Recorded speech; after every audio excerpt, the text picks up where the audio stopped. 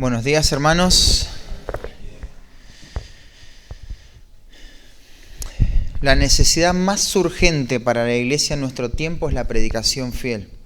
Y esa es la prioridad ministerial dada por las Escrituras más relevante para la iglesia. Tenemos que decir que no existe una tarea más urgente y a su vez prioritaria que la predicación. Debido a que esta tarea, esta actividad de la predicación es crucial, en primer lugar, para la salvación de un alma, como vamos a ver, pero también para el desarrollo de la vida espiritual del creyente.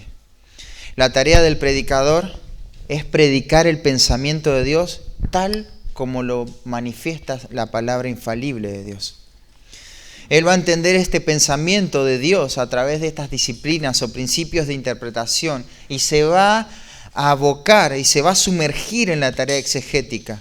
Entonces va a declarar en forma expositiva cómo es el mensaje que Dios pronunció y ese mensaje que Dios le comisionó a presentar. Cuando vemos la palabra de Dios de esta manera, reconocemos que la predicación expositiva se comunica con una autoridad única en el mundo, ya que en ese momento, cuando el predicador entendió el concepto que Dios quiso comunicar en ese preciso texto, lo que se está dando en ese instante es la voz de Dios. La voz del Creador del universo habla en la boca del expositor. Es la verdad eterna. Alguien dijo que escuchar la voz de Dios en la predicación es la provisión que Dios hizo para el mayor bien eterno del alma, ya que su bienestar perpetuo depende de ello. Si fallamos en esto, se pierde el alma sin remedio, porque la salvación viene por el oír, y el oír es un acto de consecuencias eternas. De acuerdo a cómo escuchamos, así será el estado de nuestra alma por toda la eternidad. Y esto es debido a la relevancia que tiene la predicación expositiva en la vida espiritual. Nosotros llamamos predicación expositiva o predicación bíblica en realidad a lo que la Biblia simplemente le llama predicación. Ahora, ¿por qué es sano aclarar este punto? Por la distorsión que hay en cuanto a la predicación, ¿no? El abuso, el menosprecio, la profanación, la irreverencia, lo obsoleto que se ha tratado esta actividad de predicar. Por eso nosotros hablamos de predicación expositiva. Bíblicamente, si una predicación no expone lo que el texto dice, no es predicación de ninguna manera. Puede ser un consejo práctico, motivacional, pero no es predicación. Déjame darte la idea central en este caso del tema, porque vamos a tratar el tema de la predicación de forma panorámica. Entonces, lo que nos proponemos en esta mañana es mostrar la importancia que la predicación ha tenido y tiene en la historia de la redención y la responsabilidad que debemos asumir como iglesia local. Lo que se va a decir en esta mañana tiene que ver con la iglesia local, con nuestra propia iglesia. Y vamos a ver dos puntos en esta mañana. En primer lugar, la naturaleza de la predicación expositiva. Quiero darte varias definiciones que todas apuntan a lo mismo, pero con diferentes palabras para que formemos el concepto de lo que es predicación. Primero, predicar es proclamar un mensaje que extraemos de las Escrituras a través de un trabajo arduo y que transmitimos a través de la predicación, procurando la gloria de Dios y el provecho espiritual de los oyentes. Es ese tipo de sermón que ayuda a los oyentes a entender el significado del texto bíblico y lo que Dios quiere que hagamos a la luz de lo que se está enseñando. Predicar expositivamente es decir lo que el texto significa y lo que el texto implica. Es ese tipo de predicación en que el punto central del texto considerado viene a ser el punto primordial del sermón que se predica. Y hay una definición muy conocida entre los estudiantes de la Biblia que consiste en lo siguiente. La predicación expositiva es la comunicación de un concepto bíblico derivado y transmitido a través de un estudio histórico, gramatical y literal de un pasaje en su contexto que el Espíritu Santo primero aplica a la persona y experiencia del predicador y luego a través suyo a sus oidores. Si podés desglosar lo que te acabo de decir ahí, vas a encontrar gran riqueza en esta definición. Predicar es proclamar la palabra de Dios, de modo que la audiencia sea expuesta a su propio significado. Una definición que dio un pastor hace un par de años atrás cuando nos vino a visitar en Iglesia fue la siguiente: la predicación expositiva es la proclamación de todo el mensaje de Dios, un pasaje a la vez, para exhortar los corazones de la audiencia moderna basado en un entendimiento acertado del significado que quisieron transmitir los autores originales. La predicación bíblica es la que explica el texto dado a la audiencia original y lo aplica a la audiencia contemporánea.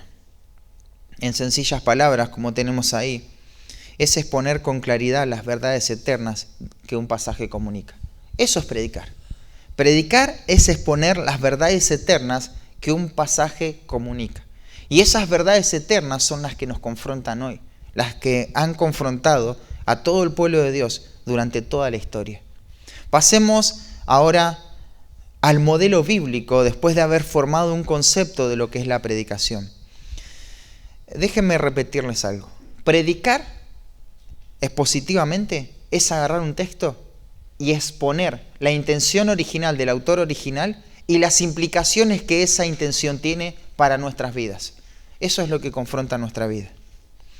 Hay un pasaje ahí donde vamos a empezar en esta mañana y es en Deuteronomio capítulo 1, versículo 1 al 5. Y déjenme leerlo rápidamente. Vamos a utilizar, a diferencia de lo que estamos acostumbrados, varios textos en la Escritura en esta mañana, de modo que necesitamos una mente activa y despierta para ir por varios textos en la Biblia y ver las implicaciones. Dice así la palabra de Dios: estas son las palabras que habló Moisés a todo Israel a este lado del Jordán, en el desierto, en el Araba, frente al Mar Rojo, entre Parán, Tofel, Labán, Aserot y Disaat. 11 jornadas hay desde Horeb, camino del monte de Seir, hasta Cades Barnea. Y aconteció que a los 40 años, en el mes 11, el primero del mes, Moisés habló a los hijos de Israel conforme a todas las cosas que Jehová le había mandado acerca de ellos. Después que derrotó a Sehón, rey de los amorreos, el cual habitaba en Hesbón, y a Og, rey de Basán, que habitaba en Astarot, en Edrei, de este lado del Jordán, en la tierra de Moab, resolvió Moisés declarar la ley diciendo, y ahí comienza su sermón. En Deuteronomio, capítulo 1, versículo 1 al 5, tenemos uno de los sermones más significativos de la historia. Claro que todo sermón que se predica es importante, pero hay ocasiones en las cuales Dios utiliza de forma significativa lo que el predicador va a decir y sus consecuencias son asombrosas, ¿no? Sobresalen estos momentos. Lo que tenemos acá es una nueva generación que necesita el testimonio fiel de los siervos de Dios para ser alentados a vivir en obediencia a Dios. Ellos básicamente tienen que hacer lo que todo creyente tiene que hacer. Deben amar y obedecer a Dios. Y justamente esto es lo que van a tratar esta serie de discursos que va a dar Moisés en el libro de Deuteronomio. Amar aparece 22 veces en el libro, obedecer 30 veces, y el contenido del libro se va a tratar de esto. El contenido del libro de Deuteronomio va a registrar esta secuencia de eventos que van a tener lugar en el contexto que delimitó en los primeros versículos, en los campos de Moab. Moisés se va a despedir del pueblo. Se está por traspasar el liderazgo a Josué y el libro va a cerrar con la muerte de Moisés. Los discursos, que son 3 series de discursos generales, se van a enfocar en eventos pasados y anticipan la conquista de la tierra. Hermanos, Deuteronomio es un libro de predicaciones. Muchos, cuando miran Deuteronomio, piensan que es simplemente repetición de lo que se dijo antes. No tiene sentido repetir lo que se dijo antes. Lo que hace el libro de Deuteronomio no es repetir lo que se dijo antes, sino parado en lo que se dijo antes, hacer de este mensaje una predicación para una nueva audiencia. Tenés que entender que este sermón va a marcar el futuro de la nación de Israel. Este sermón que va a dar Moisés en los campos de Moab va a marcar el futuro de toda una nación. Fíjate qué relevante que es esto. La influencia de Moisés estaba en el pico más alto de su vida. Había guiado con amor y con fidelidad al pueblo de Dios durante 40 años, desde Egipto hasta Canaán. Dios había confirmado su rol de mediador. Recordá que él era el único que tenía acceso a Dios cara a cara. Además era un hombre anciano, un hombre que estaba lleno de sabiduría. Y esta es la ley interpretada a través de 38 años de peregrinaje fiel en el desierto. El momento histórico en que vivía Israel era el más significativo de su historia. La decisión que iban a tomar allá después de esa predicación iba a marcar el futuro de la nación. Además, como te decía, Moisés estaba listo para transferir a Josué toda la dirección de la nación. El tiempo se había cumplido, estaban listos para entrar y poseer la tierra. Estaban a un mes de entrar y poseer la tierra, de hecho. Y los primeros versículos del libro nos van a describir el escenario de todo el libro, ¿no? Este es el púlpito en el cual se dio este mensaje. Nos dice dónde habló Moisés, nos dice cuándo habló Moisés, nos dice de qué habló Moisés y qué eventos llevaron este discurso adelante. Y él va a predicar. Un momento clave para tomar decisiones en la nación de Israel, y van a ser expuestos a una de las mayores predicaciones de la historia. El versículo 5 dice, resolvió Moisés declarar. Esto es algo que él resolvió. Esto es algo que él pensó, que no lo dijo porque, bueno, ahora quiero decirles algo y se me ocurrió de la noche a la mañana. No, él resolvió decir esto. La palabra declarar aparece 3 veces en el Antiguo Testamento y es muy significativa en este pasaje. Su raíz está relacionada con cavar y sacar.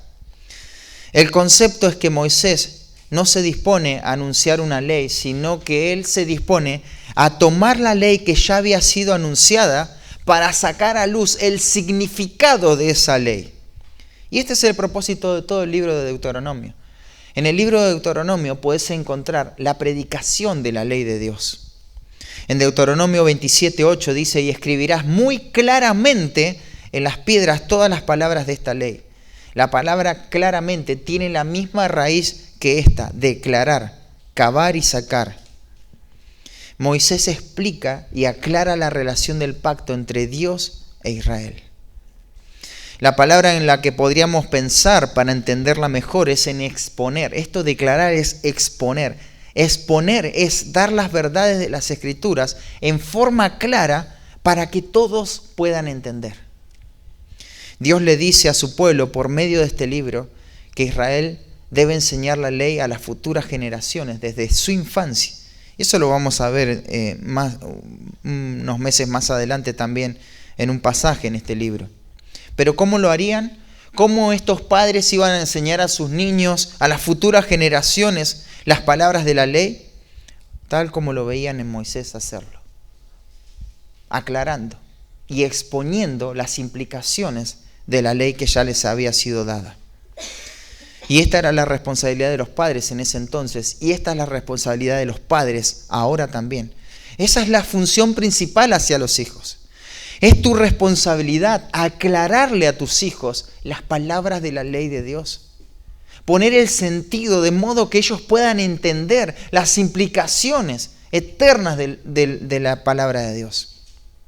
Esa es la responsabilidad número 1 de cada uno que toma la Biblia. Cada maestro de escuela dominical debe hacer esto. Esa es mi responsabilidad también cada vez que me presento delante de ustedes, es tomar el texto y aclarar el significado de ese texto de modo de que sea relevante para nuestras vidas hoy. Y esa también es tu responsabilidad. Cada creyente tiene la responsabilidad de hacer esto. Es nuestra mayor responsabilidad en el mundo para con otros y delante de Dios. Es exponer y aclarar las palabras de Dios. Este es el mayor testimonio que podemos dar de Dios. Dios nos llama a predicar, aclarando por medio de las palabras. Eso es lo que tenemos que hacer.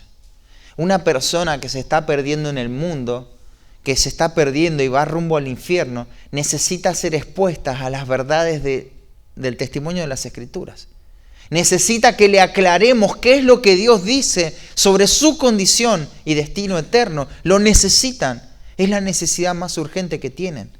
Nosotros mismos necesitamos ser exhortados, confrontados y alentados con las palabras que se aclaran por medio de la exposición bíblica.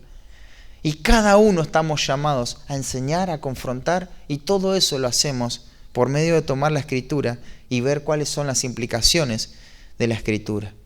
Hay una frase desafortunada de Francisco de Asís, muy repetida en el mundo evangélico, que dice: predica el Evangelio y si es necesario usar las palabras. Aunque esta frase suena linda y nos habla de la importancia de mostrar un buen ejemplo, es totalmente antibíblica. Porque el testimonio de una persona no puede salvar a nadie. Lo único que va a traer salvación es la exposición de la palabra de Dios. El mundo necesita claridad en el mensaje del Evangelio. Claro que mostramos un buen testimonio, pero nuestro testimonio no es el mensaje. Simplemente lo adorna el mensaje.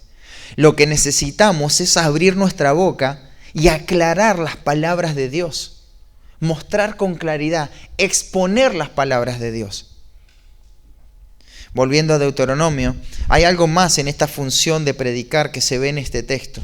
Moisés no solo va a aclarar, sino que trae el pacto de Dios a una nueva generación que está parada en este momento, en un momento distinto de la historia, bajo circunstancias distintas, y hace el mensaje relevante para ellos también. Por eso no es repetición esto, porque de ser así, se le estaría hablando a las mismas personas. Pero acá no es la misma generación que salió de Egipto la que está parada en los campos de Moab. Hay otra generación. Todos los otros ya murieron en el desierto. Acá tenés otra generación, los que van a entrar. Y ahí tenés principios tremendos de lo que es la predicación. Se toma la ley de vuelta y se aclara y se expone la ley. Moisés va a tomar este pacto antiguo y lo aplica a esta nueva generación. Él va a hacer esto en todo el libro de Deuteronomio.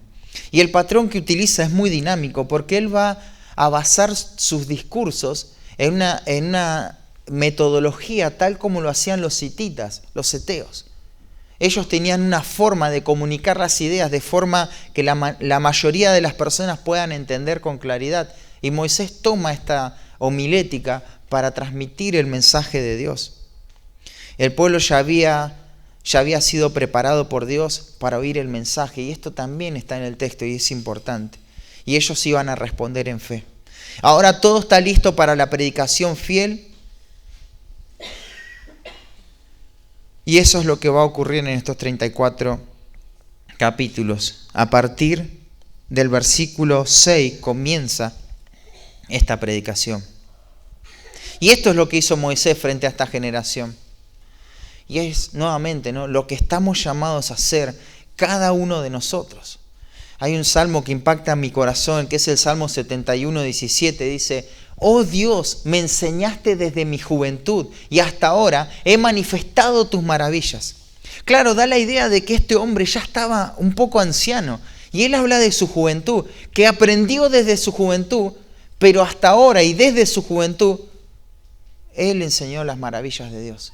Él manifestó, él habló, él predicó, se dedicó a esta tarea desde siempre, desde su juventud y hasta ahora. Y el versículo 18 dice: aún en la vejez y en las canas, oh Dios, no me desampares hasta que anuncie tu poder a la posteridad y tu potencia a los que han de venir.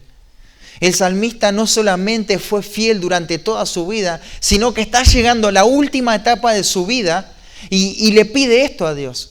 Oh Dios, no me desampares. En el último tramo de mi vida quiero seguir exponiendo tu palabra. Y él está preocupado por las personas que aún ni siquiera habían nacido. Señor, concédeme este tiempo porque yo sé que van a venir nuevas generaciones que necesitan escuchar de ti. No me desampares. dame la gracia para poder comunicar, para poder exponer las palabras de la ley. Parece que el salmista no limitó su servicio a Dios a una etapa en su vida en la cual él tenía más energías, ¿no? Claro, aprovechó este tiempo de su juventud, imagínate. Sin embargo, le va a pedir esa gracia a Dios para proseguir, para continuar proclamando estas verdades de Dios a las próximas generaciones. Y lo hace con ese clamor, esa importancia: oh Dios, no me desampares. Es como si le dijera: solo permitime anunciar a los que no han nacido aún, ¿quién eres tú? ¿Quién sos vos? Esto consume al salmista. Pero veamos otro ejemplo, el ejemplo de Esdras. Esdras es realmente, definitivamente, uno de los personajes preferidos míos, ¿no?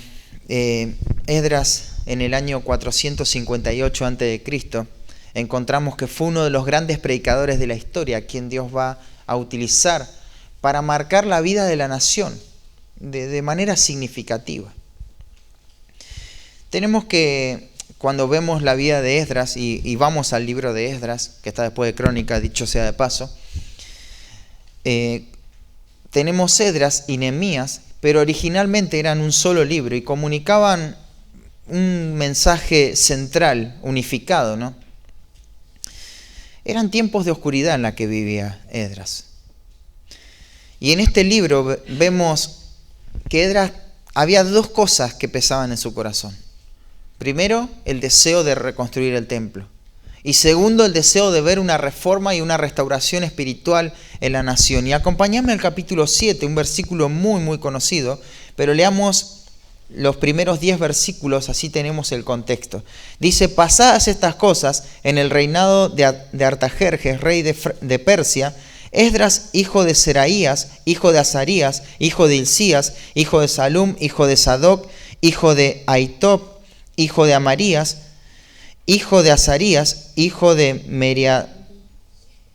Meriaiot, hijo de Seraías, hijo de Uzi, hijo de Buki, hijo de Abisúa, hijo de Fines, hijo de Eleazar, hijo de Aarón, primer sacerdote. Este Esdras, por si te perdiste, te aclara, ¿no? Este Esdras subió de Babilonia, era escriba, diligente en la ley de Jehová, que Jehová, Dios de Israel, había dado.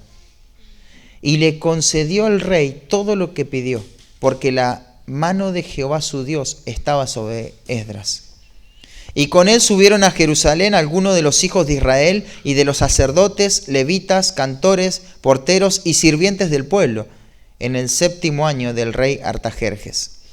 Y llegó a Jerusalén en el mes 5 del año 7 del rey, porque el día 1 del primer mes fue el principio de la partida de Babilonia, y al 1 del mes 5 llegó a Jerusalén, estando con él la buena mano de Dios, porque Esdras había preparado su corazón para inquirir la ley de Jehová y para cumplirla y para enseñar en Israel sus estatutos y decretos.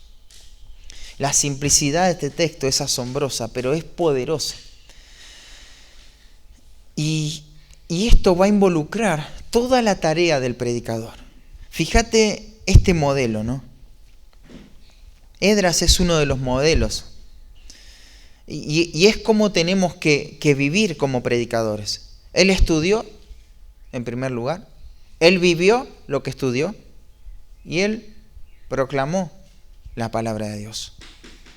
Dice que Esdras había preparado su corazón. Esto es algo que se había propuesto en su corazón. Claro, esto no pasó porque sí, como, bueno, ahora siento hacer esto. No. Hay un compromiso ahí. Hay un compromiso el cual él forjó en su corazón. Él preparó su corazón. Pero en segundo lugar dice, para inquirir. Claro, es que todo lo que sucedió en el tiempo de Esdras no surgió al azar o en forma descuidada, sino que él inquirió en las Escrituras. Y toda reforma y avivamiento espiritual comienza ahí, con un regreso a las Escrituras. Muchos tratan de ver los métodos para crear estos avivamientos, ¿no? Pero no hay método. Es ir a la Escritura y nada más que eso. Esdras era diligente, como leímos en la ley de Jehová. Y vemos cómo la buena mano de Dios está sobre él. 9 veces se va a repetir que la buena mano de Jehová estaba sobre Esdras. Claro, el Señor le bendecía en todo lo que hacía, pero fíjate cuál era su filosofía de vida. Su filosofía y lo que iba a determinar todo su ministerio era la Escritura, era la ley de Dios. Y no es una ley que él inventó, sino la ley que Jehová les había dado. Dios ya les había dado. Pero va a decir para cumplirla también. Esdras tenía un corazón comprometido con la obediencia, con la santidad. Y tal es así que recuerdan aquel incidente que hubo, ¿no? Cuando los hijos de Israel habían tomado a estas mujeres moabitas del mundo y se habían mezclado, y él vio esto. Dice que Esdras, cuando oyó esto, rasgó sus vestidos y tuvo una angustia extrema, ¿no?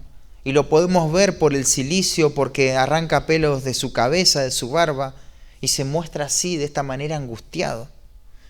A Esdras le turbaban las cosas que iban en contra del carácter de Dios. Él tenía un compromiso con la santidad.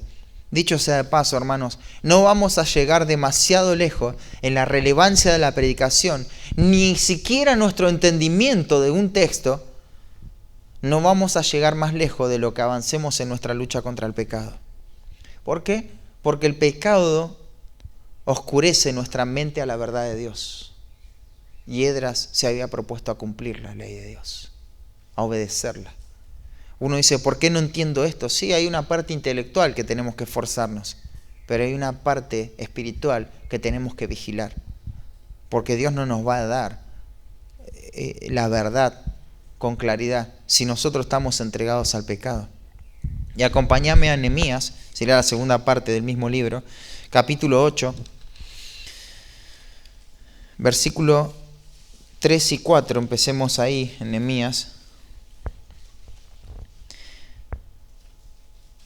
Y leyó, está hablando de Esdras, leyó en el libro delante de la plaza que está delante de la puerta de las aguas, desde el alba hasta el mediodía, en presencia de hombres y mujeres y todos los que podían entender, y los oídos de todo el pueblo estaban atentos al libro de la ley. Versículo 4. Y el escriba Esdras estaba sobre un púlpito de madera que habían hecho para ello, y junto a él estaban Matatías, Sema, Anías, Urías, Hilcías y Maasías a mano derecha, y a su mano izquierda Pedaías, Misael, Malquías, Asum, Asbagdana, Zacarías y Mesulam. Fíjate lo que está sucediendo acá. Desde la mañana hasta el mediodía está este grupo de personas escuchando las palabras de Dios. Claro, pero ahí dice leía simplemente. Era la lectura, pero fíjate el versículo 8. Y leían en el libro de la ley de Dios claramente. Acá ya se introduce este concepto de exponer, de hablar con claridad. O sea, esto es para que todos puedan entender. Y ponían el sentido de modo que se entendiese la lectura. Ponían el sentido de modo que se entendiese la lectura. ¿Sabes qué significa esto? Predicaban. Ellos leían la Biblia, un pasaje dado en las Escrituras, claramente, y ponían el sentido. Hay quienes piensan que a partir de este momento comienza lo que sería la interpretación bíblica, pero vemos que en Deuteronomio ya estaba esto, ¿no? Así que Esdras está ahí leyendo la palabra de Dios, poniendo el sentido para que todos puedan entender. Y era necesario esto, porque acá es un punto muy importante en la predicación, porque es muy parecido a lo que nosotros hacemos. Si bien Esdras estaba leyendo algo en hebreo, pero el idioma comercial de la época en el momento del exilio era más bien el arameo. Así que había mucha gente que no podía entender el idioma hebreo en ese momento de la historia. Entonces, lo que hacía Esdras era poner el sentido para que todos puedan entender. Por eso él inquiría, se esforzaba, era diligente en la ley de Dios. Y él estaba hablando de algo que ya había pasado a una nueva generación y dando las mismas implicaciones. Siempre son las palabras de la ley. Fíjate que nunca es nada nuevo, nada novedoso, nada que no se haya visto antes. Es la palabra de Dios. Y fuimos llamados a esto, ¿no? Como predicadores, como enseñadores, maestros de la Escritura, a la claridad, a poner el sentido. Si no tenemos el significado de lo que un texto quiere transmitir, entonces no tenemos la palabra de Dios. Tener la palabra de Dios, como la tiene cualquiera sin entender su relevancia y su significado, es un amuleto más, es una superstición más. No significa nada. Tenemos que tener el sentido de lo que ese texto significa y cuál es la relevancia que tiene para nuestra vida. De lo contrario, sería literatura antigua, nada más que eso. Es relevante la Escritura, hermanos. En conclusión de este punto, de la densa oscuridad en la nación de Israel se levanta la voz de un hombre. No para dar sus opiniones, para decir, no, a mí me parece que esto debería... No. Se levanta la voz de un hombre para predicar a una nueva generación las palabras de un libro descuidado y desconocido, pero que ahora es traído y presentado claramente. De Moisés aprendemos que la predicación va a preparar a las generaciones a obedecer a Dios y amarlo. De Moisés podemos ver cómo la predicación es clave a la hora de tomar decisiones y preparar el corazón para obedecer a Dios. Pero en el contexto de Moisés todo parecía ideal, todos estaban listos, todos estaban dispuestos y preparados. Pero en el contexto de Esdras no es así, ¿no? Aprendemos que no importa el grado de oscuridad espiritual en el contexto en que nos hallemos. Tened en cuenta que el lugar de adoración estaba destruido, el templo estaba destruido. Había un montón de elementos de la adoración que no estaban acá. Sin embargo, estaba la voz de un predicador que podía traer de la oscuridad espiritual en la que se hallaba el pueblo a la luz y a la verdad de las Escrituras. Y esto es lo que pasa en el libro de Esdras. Probablemente nos enfrentemos a ese mismo contexto de Esdras, ¿no? De oscuridad, de rechazo, de menosprecio, de tratar a la Escritura y a la predicación como algo más. Personas que no priorizan su vida espiritual en base a la predicación en su iglesia local. Un contexto de oscuridad. Se priorizan y se buscan un montón de otras cosas, menos lo que se enseña en la iglesia local.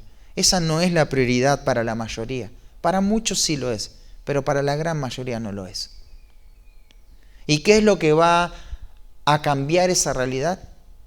No va a cambiar que ahora empecemos a poner videos, a hacer cosas dinámicas, a traer ilustraciones, algunos artículos y hacer un montón de ilustración. No. Contar experiencias no nos interesa para nada. Porque eso puede motivar a una persona, puede entretener a una persona, pero nunca va a cambiar la realidad espiritual.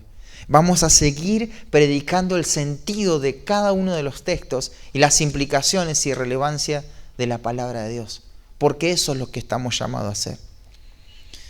Vimos los primeros 2 domingos del mes el ejemplo de Juan el Bautista, esta predicación y predicador fiel. Este hombre que, como nos enseñaba Johnny, que le había dado la espalda completamente al mundo, ¿no? Y todo por lo que el mundo vivía, él lo había rechazado de forma radical. Pero este hombre es señalado por Dios como el más grande que había nacido de mujer hasta ese momento, ¿no? Pero el mundo rechazó a este hombre. Y este hombre terminó siendo ejecutado porque él no solamente dio un mensaje, sino se asoció con el mensaje del rey. Pero nosotros tenemos que aspirar a esa grandeza, no esa grandeza delante del mundo, sino delante de Dios. Esa grandeza, como en la vida de Juan, que está marcada por la obediencia, por la humildad, por la renuncia a este mundo y sobre todo por la predicación fiel a la verdad. Eso es lo que debemos alentar, motivar nuestro corazón, ¿no? Esa es la razón, la predicación fiel a la verdad. Al final podemos hacer muchas cosas, impresionar de muchas maneras, pero si no somos fieles en la tarea de exponer las verdades de Dios a todo el entorno que nos rodea, todo es en vano, ¿no? Tenemos que medir la grandeza de acuerdo a lo que Dios aprueba, ¿no? Este hombre, Juan el Bautista, fue el más grande de los profetas. Y te voy a mencionar algo en cuanto a los profetas. ¿Qué hacían los profetas? ¿Cuál era su tarea principal? Profetizar, predecir lo que iba a suceder, ¿no? A primera instancia aparece eso. Pero déjame decirte que de todo lo que dijeron los profetas, solamente un 20% tenía que ver con predecir el futuro. El otro 80% del ministerio profético tenía que ver con tomar la escritura, la palabra de Dios, y predicársela al pueblo. Entonces, ellos hicieron mucho más que predecir el futuro. Ellos proclamaron la palabra de Dios. Ellos predicaron la palabra de Dios. Ese es el patrón, ese es el modelo. Vamos al Nuevo Testamento a ver otro modelo, otro patrón, en Mateo 4:17. Y es el modelo supremo, ¿no?, del Señor Jesucristo. Mateo capítulo 4.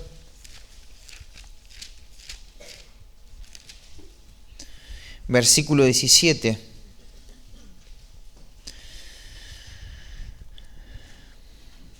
Ya Jesús había sido probado en el desierto. El Padre ya había dicho que Él era el Hijo amado, en el cual se complacía.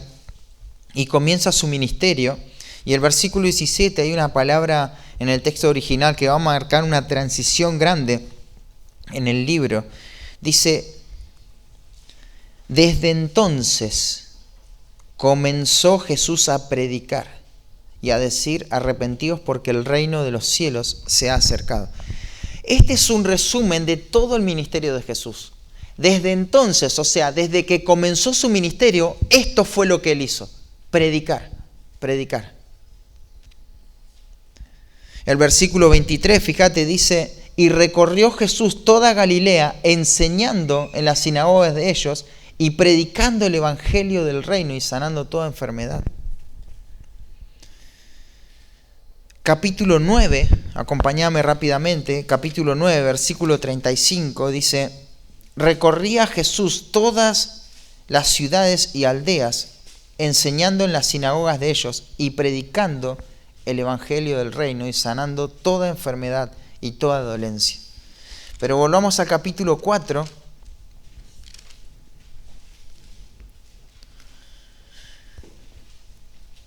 Versículo 3 dice: y vino a él, a Cristo, el tentador, y le dijo: si eres hijo de Dios, di a estas piedras que se conviertan en pan. Versículo 4. Él respondió y dijo: escrito está, no solo de pan vivirá el hombre, sino de toda palabra que sale de la boca de Dios. ¿Qué estaba citando el Señor Jesucristo cuando responde a Satanás en la tentación? La palabra de Dios. ¿Esa palabra de Dios dónde estaba? En el Antiguo Testamento. ¿En qué parte del Antiguo Testamento? En Deuteronomio. ¿Qué es Deuteronomio? Predicación. Lo que está diciendo Cristo ahí es: no solo de pan vivirá el hombre, sino de toda palabra, vamos a poner este adjetivo, predicada que sale de la boca de Dios. Porque esa es la implicación. La implicación es que Jesús está poniendo un gran énfasis en lo que es cómo se va a sostener una persona, de qué va a vivir una persona, cuál va a ser lo que va a sostener toda la vida espiritual de un hijo de Dios. La predicación, la predicación. Porque de eso se trata Deuteronomio, ¿no? Qué implicación tremenda que encontramos ahí. Pero fíjense en el capítulo 11, versículo 1.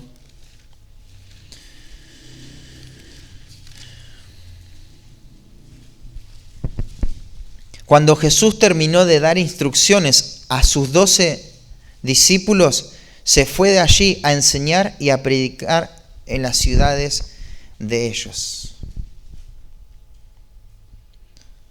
La palabra predicar tiene que ver con este heraldo que proclama el mensaje del Rey. Y el Señor cumplió con fidelidad esto. Alguien dijo que Jesucristo es la voluntad de Dios para cada persona, ¿no? Y esto es lo que Él hizo eje en su ministerio, la predicación. Él vino principalmente a esto, ¿no? A predicar. Porque es por medio de la predicación que su reino sería establecido. La predicación iba a exponer los corazones endurecidos, pero iba a transformar a otros que estaban dispuestos, ¿no? Y por esta razón Él estableció la predicación como la principal ocupación en todo su ministerio. Claro que Él sanó, claro que Él hizo milagros, pero esa no fue su principal ocupación, no fue su principal ministerio. El eje central de todo el ministerio de Cristo fue predicar, fue proclamar. Y eso lo confirma el Evangelio de Marcos. Fíjate en Marcos capítulo 1.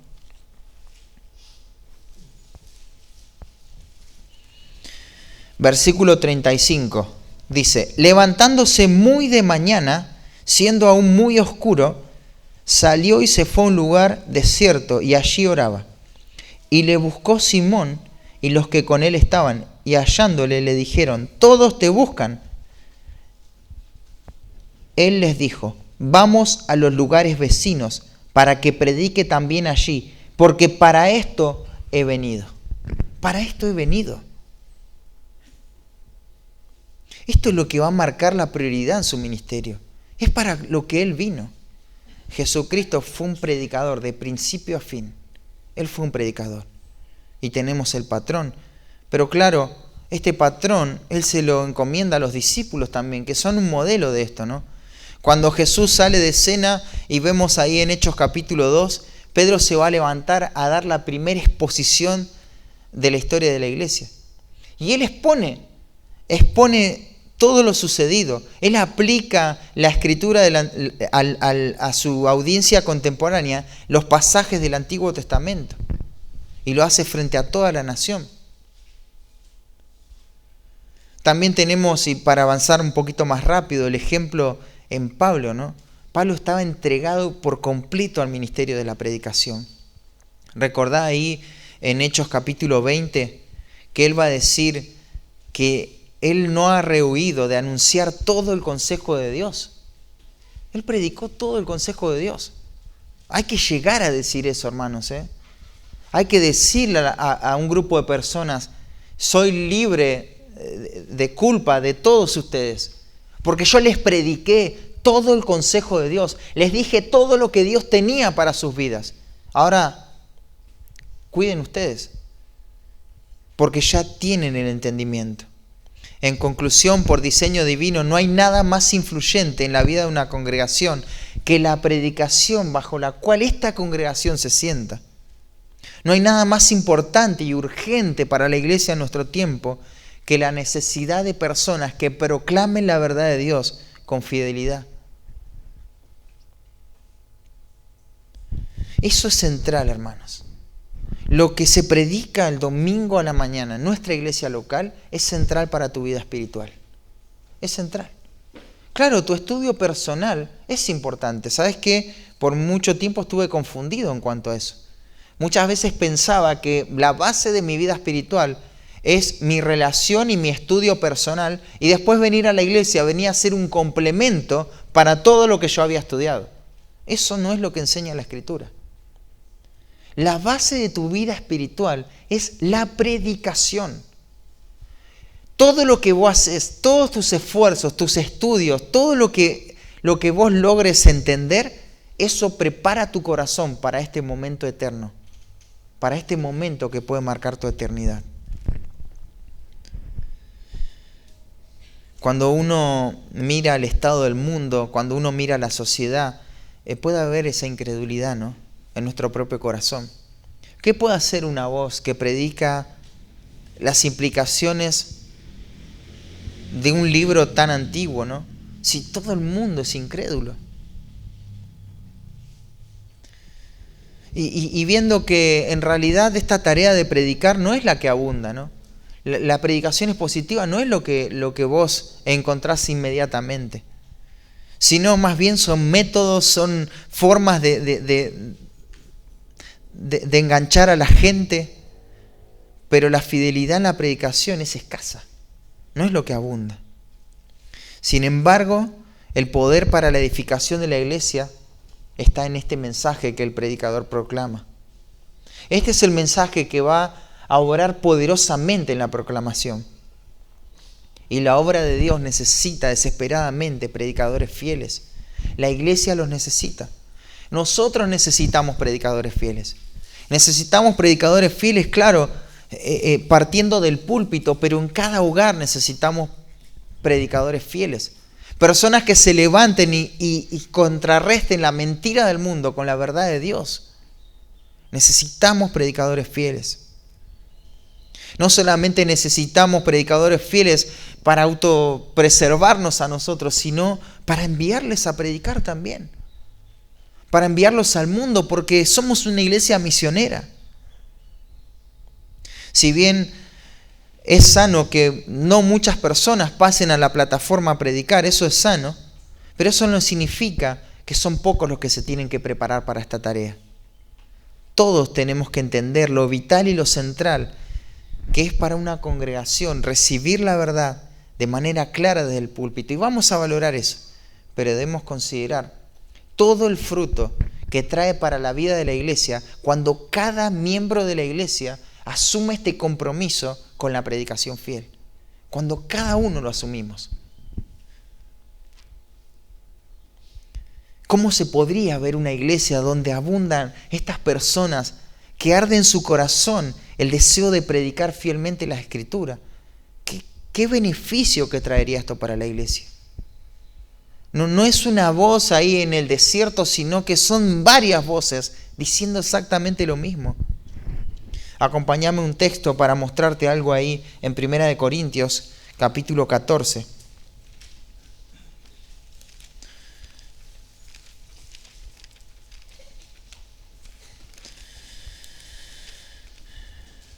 Primera de Corintios capítulo 14.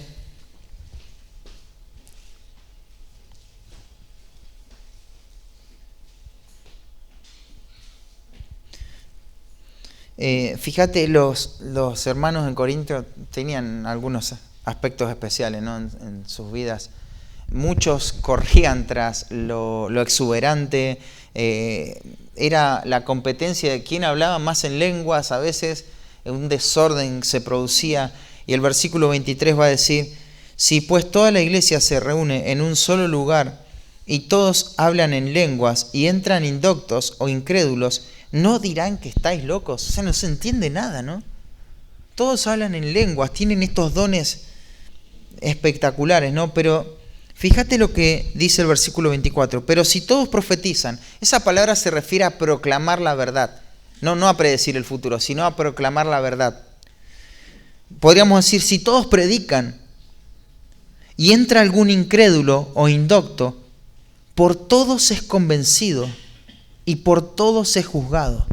Lo oculto de su corazón se hace manifiesto, y así, postrado sobre el rostro, adora a Dios, declarando que verdaderamente Dios está entre vosotros. Qué tremendo versículo, ¿no? O sea, el hecho de que haya varias personas que están proclamando la verdad, que están predicando. Cuando entra un inconverso, dice Pablo mismo, esto es lo que puede pasar. Que por todos es juzgados. Todos le dicen claramente la realidad de su pecado, el destino eterno de su alma. Y él, convencido por esto, se humilla delante de Dios y adora a Dios. Y él reconoce que Dios está en este lugar. Cuando hay voces que se levantan para predicar la verdad. Lo contrario sería invertir esto, ¿no? Cuando nadie predica la verdad. ¿Cómo se puede ver a Dios en la vida de una iglesia? Por eso, donde no hay predicación fiel, implícitamente no se está moviendo el Espíritu Santo. Porque Él obra a través de esto, ¿no? Necesitamos crecer y asumir el compromiso de la predicación expositiva, todos en la medida de gracia que Dios nos permite. Pero todos necesitamos crecer, todos necesitamos crecer. La razón de la predicación expositiva, vamos a ir un poquito más rápido en este punto. ¿Por qué predicar expositivamente? Creo que el patrón que vimos en la Biblia es suficiente, pero veamos algo más, ¿no? Es relevante la predicación expositiva, porque la Biblia es relevante, por eso permanece para siempre. Es relevante tal como lo vemos en el modelo bíblico. El hombre más influyente de la historia de Israel tomó la predicación como la herramienta más fundamental. Esdras vio en la predicación la oportunidad de salir de esa oscuridad espiritual en que se hallaba el pueblo de Dios. Juan el Bautista va a romper el silencio después de siglos en medio de una predicación y un mensaje de Dios. Sobre todo es relevante porque Jesucristo mismo, Dios mismo, centró todo su ministerio en la predicación. Lo mismo hicieron los discípulos, lo mismo hizo Pablo y tantos otros hombres más. Por ejemplo, cuando vamos a la historia de la iglesia, vemos que está marcada por la predicación. Si la iglesia ha perdurado por siglos, por milenios, es porque está la predicación fiel.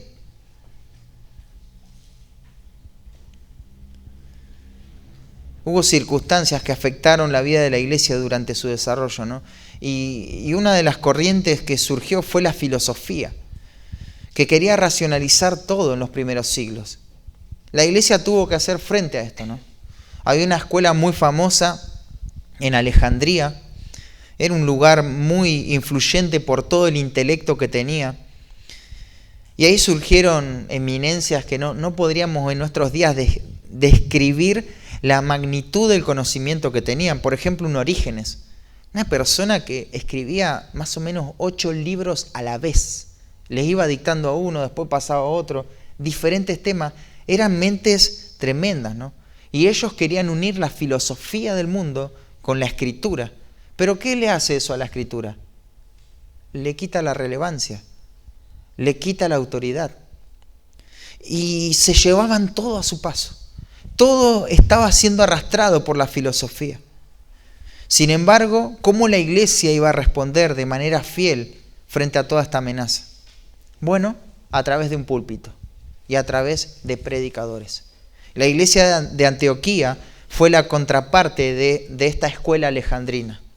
Ahí hubo un hombre muy prominente en la historia en este periodo que se llamó Juan, que lo apodaban Boca de Oro por la elocuencia que tenía para predicar la Escritura.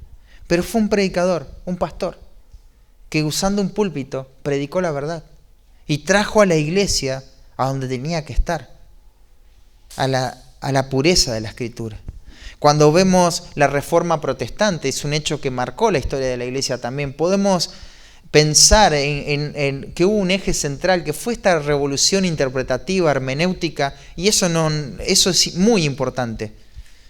Pero todo eso no hubiese tenido lugar si no se hubiese predicado.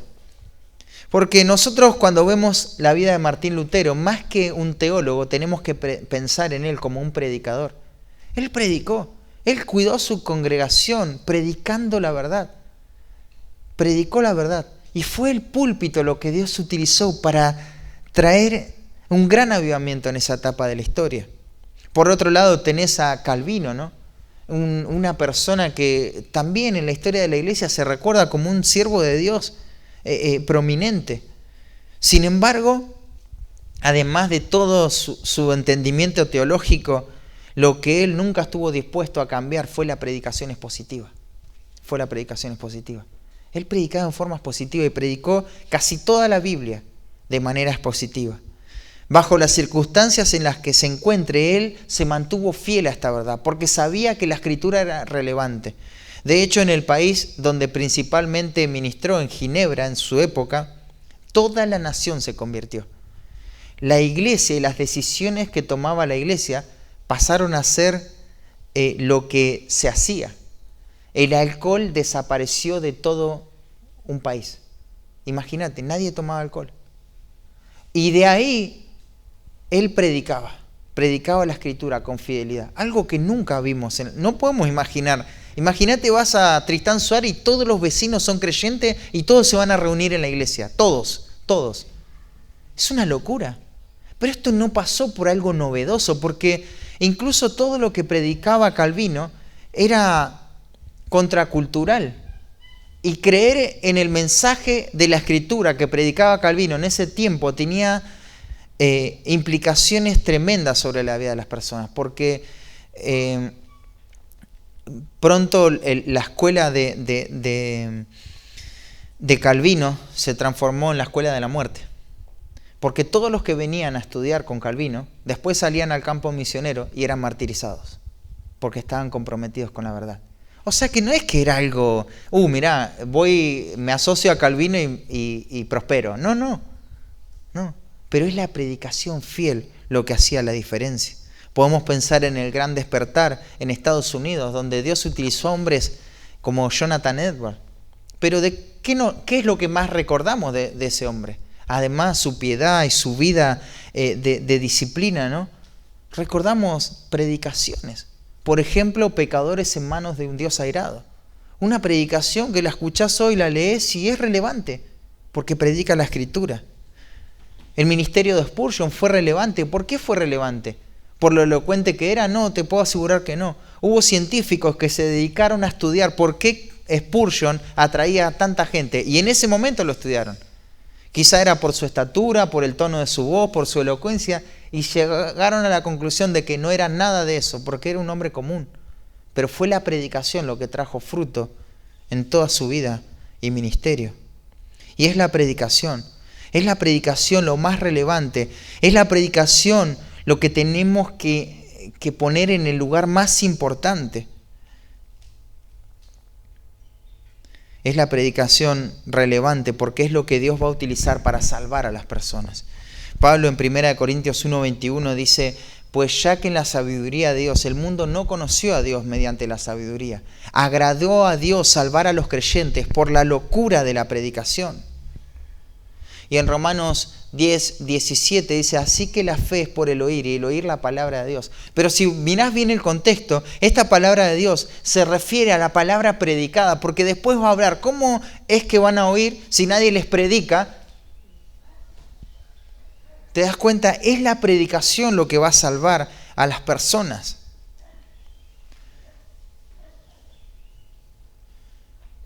Y ya vimos un pasaje en 1 de Pedro, capítulo 1, versículo 22, ¿no? Eso ya lo pudimos estudiar. El domingo que viene vamos a ver en cuanto a Santiago. Pero ¿por qué la predicación es relevante?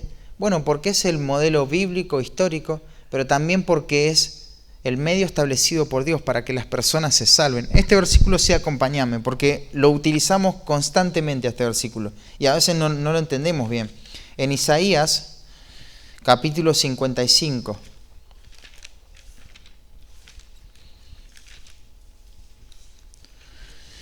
Isaías 55,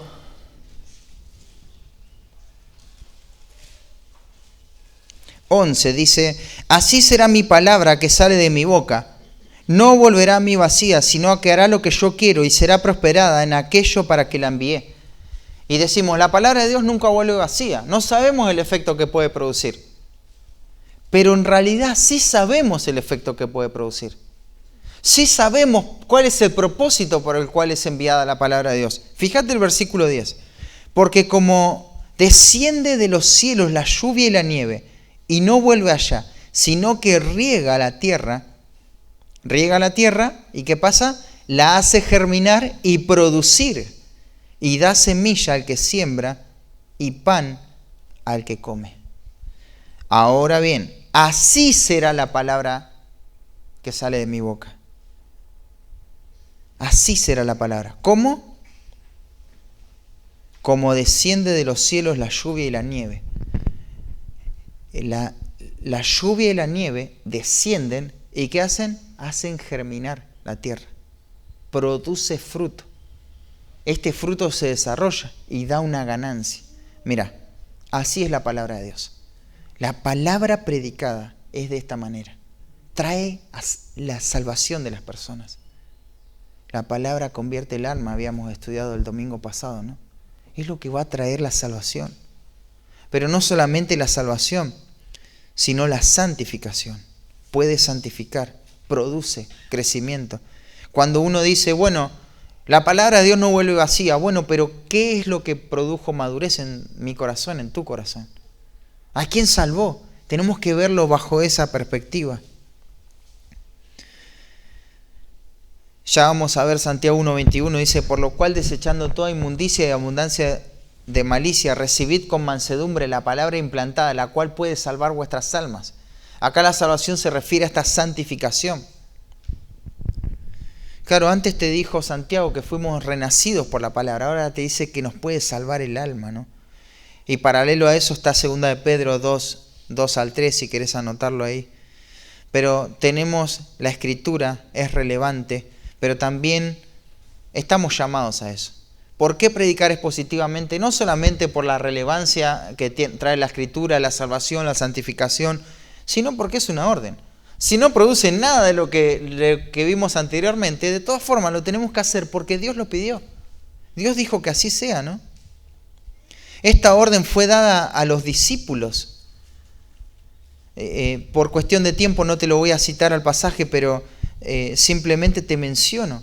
Jesús comisionó a los discípulos a predicar la palabra. Ellos hicieron esto.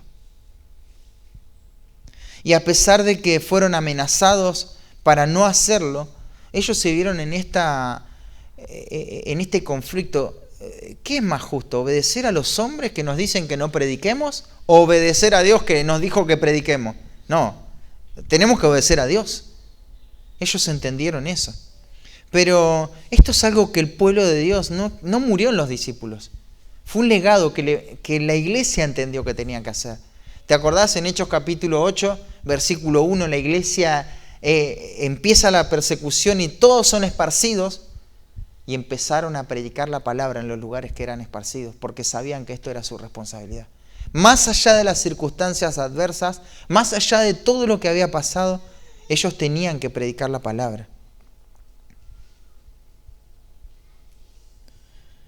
Pablo le dijo a los corintios, ellos tenían una disputa ahí sobre quién bautizó a quién, y Pablo les dijo, no me mandó Cristo a bautizar, sino a ¿qué? A predicar. Esa era su prioridad. Y Pablo decía, esto es algo tan grande que soy maldito si no hago esta tarea. Porque él dijo, ay de mí, eso es proclamar un juicio contra sí mismo. Ay de mí si no predico. Esto es algo que se me dijo que haga. Quiero hacerlo, pero también es una orden, va a decir Pablo. Es un deseo que tengo por hacerlo, pero también entiendo que es una orden. Entonces es una orden predicar. Hermanos, tenemos que entender esto. Este ministerio de hablar la escritura con claridad va más allá de Moisés, de Esdras, de los apóstoles de Cristo. Es para nosotros.